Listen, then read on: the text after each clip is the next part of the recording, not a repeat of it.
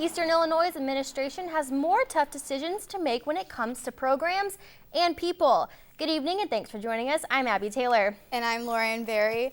A list of recommendations for the EIU's Vitalization Project is in.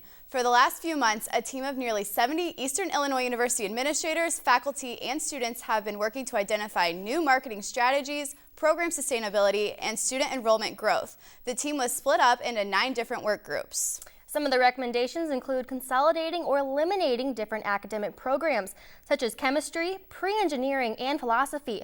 Philosophy professor Grant Sterling says just the thought of the major being cut is disappointing.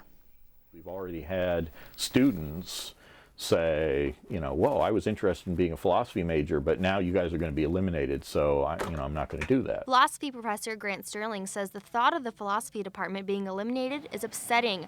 He says not only do they have a major and minor, but the religious studies minor is a part of the department as well.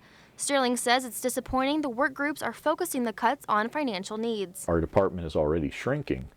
That's another thing the committee didn't take into account. The numbers that they were using were a few years old, and so when they were looking at staffing numbers and costs and so on, well, our department has changed since then. Sterling says history or political science would be departments that would work well with the philosophy department.